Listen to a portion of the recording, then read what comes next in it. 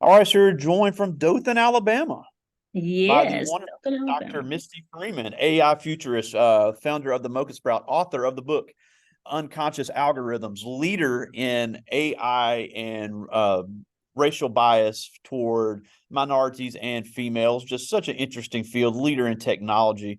Just so glad to have you with us today. This is for our computer science engineering class. I've got a room full here with me at Velma Jackson High School. We're recording this for all of our computer science engineering students in Madison County schools and for our YouTube channel. So thank you so much for taking some time for us today. Thank you, and thank you all for having me today. And it's just, it really is crazy how small the world is because I found you and reached out to you. And then I found out you live 10 minutes from where my grandmother grew up in Dale County, Alabama, which is just insane sometimes when we think about how small the world really is. Yes, and it's a very short distance away. Like you said, the world is so small, and you're just surprised at the people you meet and the people you encounter and the connections that you have. Absolutely. Now, before we get into your work with Mocha Sprout and your book and things like that, tell us a little bit about your background because you are from Alabama, and you've gone to college there, and that's what led you to get into this field. Yes, I grew up in a small town in Alabama called Louisville. It's about an hour and a half south of Montgomery. I went to high school there. My graduating class was probably about 65 people. Um, I then attended Troy University to pursue my college studies. I received a degree in rehabilitation counseling. I went from there. I started working at DHR as a social worker. Once I got into that field, I started interacting with young people, and I noticed the struggles that they were having in school. And a lot of times it was a cycle of them being the ones that would come back through DHR with the welfare process. So I decided to go into education to make sure that those students could continue on and close that gap and acquire wealth and move on and not have to come through the system. So once I got into the field of education, I started venturing out toward technology, which in high school, I always had an interest in computer science, but I didn't feel prepared when I went to college to pursue that degree.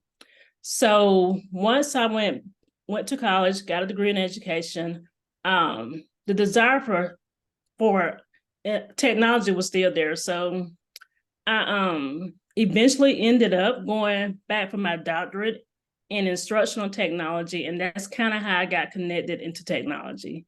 And then from there, I worked um, in education. I did some things in instructional technology. I was mostly in special education, but the connection between special education and accessibility, it all came together. So I ended up being in instructional technology and special ed. And just recently, I got more into emerging technology.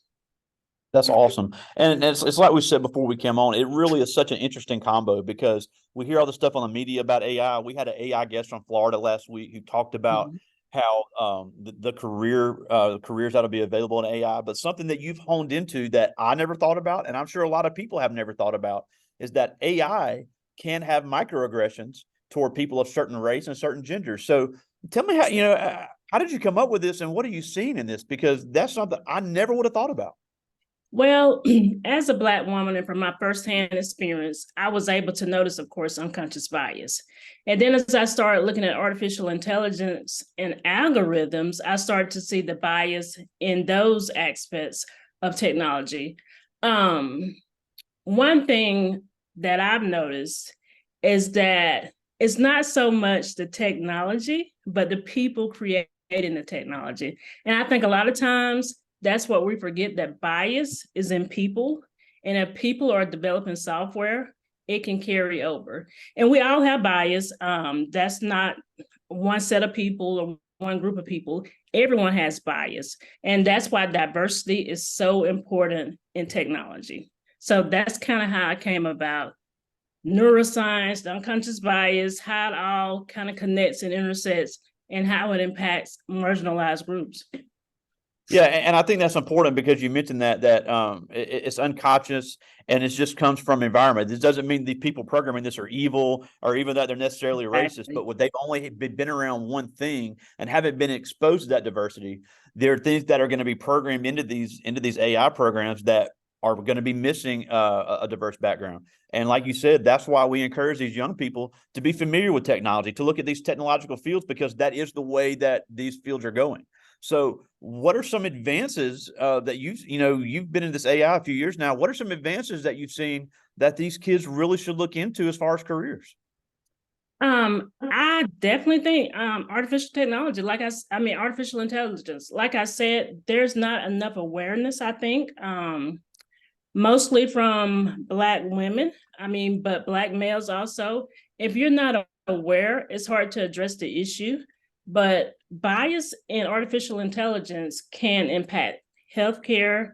It can impact criminalization as to whether or not you've been accused of committing a crime. It can impact education. If data sets are created and are targeted toward a certain group of students, other students may miss out. So there are so many things that are impacted by artificial intelligence. And if we're not aware, it's impossible for us to address it. So I think the biggest thing is awareness. That's what I've seen so far, that a lot of people are just not aware of the impact that it does have. Yeah, and you mentioned healthcare, and that's something we've really focused on because we've looked at health informatics. We had a Mm-hmm. guest from Ohio earlier this week who was a specialist in health informatics. And what health informatics does, it does the diagnosis when you put in the symptoms. It can give you suggestions for certain medications that a human may miss. But if that program has been programmed by somebody that may not be aware of issues in minority communities or within females, that's where things could be missed and people could fall through the cracks and ultimately not be cured, even though we have all these advances in technology. Exactly. And homogeneous groups, like I said, diversity. Homogeneous groups are not going to see the same things as a diverse group of people will. They're not going to be aware of the same symptoms. They're not going to be aware of the same genetic makeup. So it's important to just have a diverse group of people. And I can't stress that enough. I know it's difficult because there is very little representation of minority groups, but it's going to have a big impact on us. And if we don't eventually address it, it may be too late. So it's very important, very important. And I think now Generation Z, they have the opportunity to step up and learn about AI as well as other emerging technologies and try to make a difference. Yeah, and that's a good point because, especially in rural communities, people of any race, but especially in the rural Black community, we're in a rural Black community, there just hasn't been that exposure for so long. And it's not, this is a great, hardworking community, but, for years, these type areas were not exposed to these type of things. And even if a kid, wants to be in a certain field, if they want to be a nurse or a doctor, they're going to have to be familiar with AI skills. They're going to have to be at least know some basic coding with the way the world is going. They're going to have to learn multiple software systems. Exactly. So steering away, saying, I don't want to learn all this stuff, even in a job that doesn't have it now, the way technology is changing, these skills are going to be vital in every job. Yes. And I suggest that anyone, even if you're not interested in technology, that you do acquire some of these skills. It can only help you in the future. Like you said, every job, they're picking up more and more people who have skills in technology. So it's definitely needed. I suggest you just find an area that you're really interested in and just become an expert in that field and just grow from there. But yes, it's definitely needed. So whether you're in a rural area or urban area, at some point you're going to need those skills. Yeah, and the cool thing about technology, and again, my job is not to tell kids where to go to school or what Mm-hmm. path to take. It's important to give them all the options that are available. Because Exactly. right now, look at technology, just from what I've seen, the Air Force, Space Force, and the military, the Navy are providing unbelievable training opportunities in technology that are leading to six-figure jobs in technological fields. And Exactly. also had tech professionals tell us out of their own mouths that they're interested in hiring 19, 20-year-olds that have done a community college program and have certifications of the newest technology. Now, that's not saying if you want to go to college and do the computer science degree, that's great too. But being in technology is so in demand right now that there are multiple entry points based on your financial situation, what kind of student you are, what kind of, how soon you want to start working. Or a lot of people join the military just to get out of their hometown, but they can get state of the art technology training, and those skills that we talked about that are going to be needed, they can move it. 4 or 5 years, 6 years in the military, you're getting paid, and you're learning what you would have learned at college, and you're looking at $175,000 a year right off the jump. Exactly. And I can tell you from my own experience, I mean, I have the bachelor's degree, the master's degree, the doctorate degree, but nothing beats the hands-on learning. I can't stress that enough either. Theory is good, but practice is better. So I would just kind of anyone that's interested in a community college, I see nothing wrong with that at all. So I would definitely suggest that if that's what you desire. Yeah, and we also here at Madison County Schools have engineering academies. We have one on campus at one of our high schools, and we have another one at our career center where they do engineering, robotics, and also animation and simulation, which are great programs that they can look into in high school and get that training and get certifications in high school, and in some cases move into a company that'll pay for them to go to school while they're working. Exactly. So the opportunities have never been there like they are now. Yeah, and as you mentioned that even after I received my doctorate, I went back and received the certification in 3D modeling and simulation. So it's almost as though I did everything backwards. So that's why I suggest, just kind of follow your own path. Do what you feel is best at that time, and then just kind of work your way through it. So there's so many options out there. Just be willing to learn, willing to be curious and find out things. And there are so many people out there that will help you. Like I said, I came from a rural community. I didn't have much representation or mentors that knew as far as technology. But once you get out in the world and you start communicating with people, you come across all types of opportunities. So just kind of talk to people, especially if it's something that you're really interested in, and you'll be surprised at the connections you make and the people that can help you along the way. Absolutely. Now let's talk about this book, Unconscious Algorithms, Yes. where you really dove deep into this issue we're talking about biases in AI. So what was the inspiration behind it, and what type of things did you uncover in your research? Well, it all started with unconscious bias. And as we know, AI is like rapidly coming about. There's more innovation with AI, and this has been in the last year. So as I focused on neuroscience and unconscious bias and the impact that it had on Black women and girls, especially in school, in the workforce, all of that was based on my own experience. But as I saw how rapidly AI was coming about, I was like, oh, this is an area that needs to be addressed, because there are so many different areas, like I said, that people are just not aware of. So the book was to kind of make everyone aware of the impact that unconscious bias can have on Black women and girls. And like I said, that goes for males also, but just from my own experience, I focus more on Black girls, but the information, like I said, is needed. I talk about healthcare.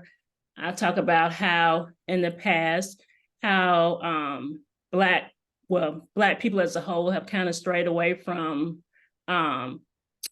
science and technology, and how that was impacted on or from things that have occurred in the United States. I mean, I even talked about Tuskegee and the health studies and how that impacted science. So all of those things kind of play part into the book, and it just kind of goes into the lack of representation and just how all of this is going to affect us in the future. Yeah, and we always hear the cliche term that representation matters, and people kind of laugh it off and say, yeah, whatever. But it really is, because as young people grow older, they're going to gravitate toward careers that they've seen people in their community do. They don't understand. No matter what, we have some Asian Americans that'll see this, and some Hispanics that'll see this, and even within their communities, they have to see other people that have done similar things in order to take that step and be a huge part of something that desperately needs their input. Exactly. And I think that was probably the most difficult thing for me on my journey. I had the desire, I had the drive, but it was just so difficult to see somebody in a field that I wanted to be in. I knew that I could get there, but I just didn't know the journey to take. And I think that's a lot for minorities. You know what you want to do, but you don't know the path to take. So it makes it a little bit more difficult. Like I said, you do what you see, you do what you know is available. In my community, I saw many educators. And of course, now I'm in education, but I also took the path that I had a desire to pursue also. So it's just kind of figuring out your way, but it is very possible if it's what you want to do. So I just encourage anyone not to give up. If this is what you want to do, find a way. It may take you a little bit longer than others because you don't have the representation or you don't know what to do, but it can be done. Now, let's talk about the Mocha Sprout because it's something you started. So you have all these things on your resume, but you're also an entrepreneur. So talk Yes. about that and what all you've done there in Alabama. Yeah, Mocha Sprout, I kind of started it in 2021. I think it was right after COVID. I just wanted to do more for, like I said, Black girls. It all started with unconscious bias. I was looking at unconscious bias in the learning environment. I have firsthand experience in the learning environment. I've been a teacher, a principal, and now I'm currently a director of special ed. So I see firsthand the interaction and engagement of Black girls within the learning environment. So that's kind of how it started. Then I thought about my own experiences. Like I said, like you said earlier, even in the grocery store, just interacting and just being aware of the unconscious bias. And then it kind of went on into technology from my own experience, from my own pursuit of degrees and how I went into technology. So that's how it all started with Mocha Sprout. And my goal is to educate educators or to make educators aware of unconscious bias, human resource professionals, tech professionals, all of these people aware of unconscious bias and the impact that it has on Black women and girls. Like I said, I always focus on Gen Z because those are the ones that I feel can make the biggest difference at this point. So that's kind of how Mocha Sprout came about. Mocha came from brown, and sprout, of course, is cultivate. So I just said cultivate new perspectives. That's how the name came about. And that's pretty much what Mocha Sprout is all about. Like I said, lately, I've really been concentrating more on the technology part of it with the increase in AI technology. So, but that's how it all came about. Yeah. Now, before I get to the students' questions, that's what I wanted to ask about next because you've created videos that are made with AI. So, what are Yes. some of what are the cool things that you're seeing that AI is able to do that we may not know about? Because it really is getting more and more interesting every day. Exactly. In that video, I thought about it. I was like, do I really want to do this? Because you always wonder about being your authentic self. But then I was like, well, this is what I'm all about, the AI right now. So just showing others how you can show up in AI. I mean, AI has the possibility to make a great impact on us. It can close the wealth gap. It can do so many things for marginalized groups. So it's not all negative. There are so many positive aspects too, but there are areas of concern that we need to address. So yes, I did do the videos. I want to do more videos. I'm just trying to figure out my approach to how I want to do it. I've even thought about some series and connecting all the series. So it's just a lot of things on my mind right now. I'm just trying to figure out the best thing to do and how to do it. Yeah, and it's like all of our other guests have said, the media loves to scare us saying AI is going to take our jobs, and that's not the case. No. But there's always going to be a need for people, but the skills that these people are using on the job are going to change. There is no getting around Exactly. Exactly. Soft skills, that's the most important thing. Just knowing how to relate, knowing how to be a team player, knowing how to show up, engage. All of those things are needed regardless of what job is available. And it just goes back to being, I mean, we're still humans. So humanity is always needed regardless of what we do. And there's only so much that technology can do. Absolutely. And I got some great, this is a great first question here. This is Okay. Tykevian Boyd. He's in 10th grade. And he asked, do you ever think AI could mimic a person good enough to where it could fool the people that are watching? No, I don't think so. AI is still technology, and AI doesn't have emotions. I think to some degree, you have to be able to connect on that personal level. Of course, AI will always be able to give information. It will always be able to mimic whatever we put into those algorithms. But I don't think it will have the impact to be empathetic, sympathetic. I don't think it'll ever get to that point. Absolutely. And again, when we talk about AI, the menial tasks that we've seen, we've seen it flipping the burgers, we've seen it you Yes, know, doing it, the robots are getting big in manufacturing, but there still are, and even in the retail and the scanning, but there still had to be people to maintain these machines. There have to be people to program these machines. There had to be people that can operate these machines. So it's not that the jobs are going away, but the technology is going to have to be learned. exactly, exactly. And I mean, a lot of those things, like you just mentioned, they're repetitive tasks, um, and they're commands. But as far as being able to feel what another person feels, that's going to be difficult for any type of technology. Absolutely. Now, this is a good question, and I like asking this to all of our guests in this class because I can speak for all the teachers that will see this later. These kids, we'll be building something, and it gets too hard. Oh, this is too hard. I quit. So this is Rondell Ellis. He's in ninth grade, and he asked, "What process do you have to follow through or fix to? What do you have to? I'm sorry, I can't read. What process do you have to follow through to fix or catch a problem, and do you get it right the first time?" I would think there are very few times that I get anything right the first time. I always look at the big picture. If I get frustrated in the moment, I may set it aside, but not only in my career, but I think anything in life, if you really want it and it's really a desire, you do have to put in the work. Frustration will come. I always say, look at the journey, don't look at the destination, enjoy that journey. Always take the opportunity to learn what you can. So I wouldn't say it's going to be difficult, but I think anything is going to be challenging. So I would say just keep going, keep trying, keep looking for ways to do whatever you need to do, but never, ever, ever give up. It's Yeah, easy and to. and yeah, and we've had some guests that do tasks that we literally depend on to survive, and they don't get it Exactly, right the first exactly, time. So there exactly. are people that are paid a lot of money to figure out these engineering and technology problems that literally we don't survive without. So having that process and that problem solving skills is something that is in need for anybody in any type of technology field. Exactly. And not accomplishing it the first time is a learning experience. Even if you don't accomplish what you set out to learn, you gain knowledge. So everything you do, whether or not you accomplish it is a win. So Yeah, just and take and experience. and and the funny thing is, in the engineering design process, it actually has a step of fixing your mistake. So, Exactly. so they're Exactly. knowing you're not going to get it right the first time. This is Exactly. Michael Sherrill. He's in 10th grade. He's one of our football players here at Velma Jackson, and he asked, what is your favorite part of your job?" I think the favorite part of my job is making people aware of things that they did not know.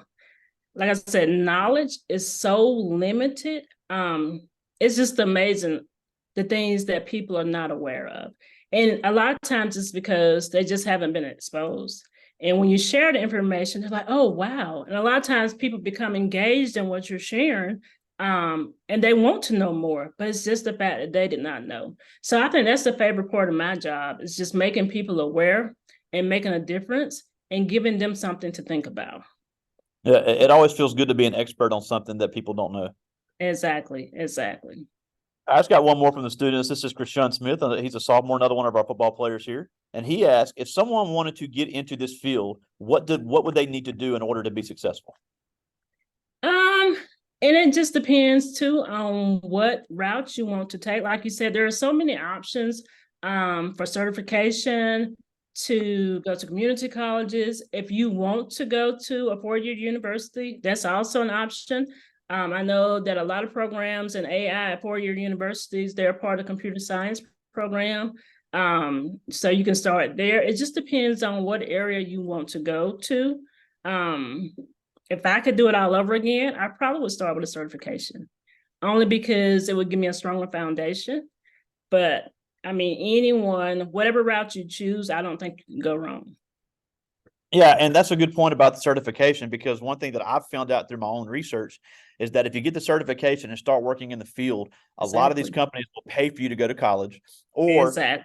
they will allow you to go to college part-time and still work full-time. So you're still furthering your education while working in the field. And, I think a lot of companies would like that. So yeah, again, it And depends on there, people's financial means, and it depends on, how, and different factors. But there are so many, the days when me and you were coming up where it was all everybody go to college, those days are over. So there are so many those days are entry points over. for these kids to get into tech. Exactly.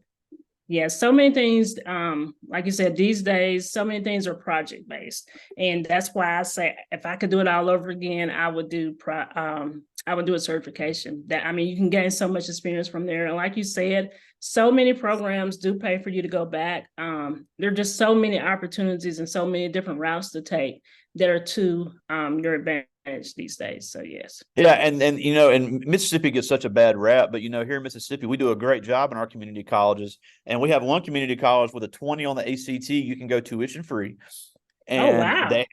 they have the 1-2 year. They have several tech based, computer based certifications you can get in 1 or 2 years.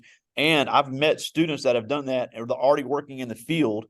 And while they're working, they're getting that bachelor's or that master's, whatever they want to get. And it just took them, they're 19, 20 years old, and they're already making really good money. And that's an excellent opportunity. Sometimes as a young person, it's harder to see the opportunities. Like I say, 2020 is hindsight, but I would encourage them to get all they can get now. So yes. Yes. Absolutely. Well, we're almost out of time, and we thank you so much for joining us. But before we go, a couple of things. First of all, tell us where to find Mocha Sprout. Mochasprout.org. That's my website to follow me. I'm at Dr. Misty D. Freeman on Instagram, also on LinkedIn and Twitter, Dr. Misty D. Freeman. Yeah, And I'm also on Facebook, I think at Mocha Sprout, but mostly the same thing that's on Facebook is the same as LinkedIn, Instagram. It's pretty much the yeah, same. and a lot of cool stuff on there. Just some cutting edge stuff and some very interesting things to think about when it comes to AI and its development in our life. Now, before we go, you said yourself you're a tech unicorn. There, even though it's growing slowly, there's still very few Black women in AI and in tech and STEM fields, regardless of any sort. And yet, you've really broken the mold and kind of shattered that glass ceiling, coming from a similar background as a lot of the kids that are watching this. So it is very possible. So what can these kids do now to start preparing for that if they want to follow in your footsteps? Because obviously the opportunities now are greater than ever before. Take the first step. I think that's the most important thing. Even for myself, like I said, very similar community, very similar background. My fear was taking that first step.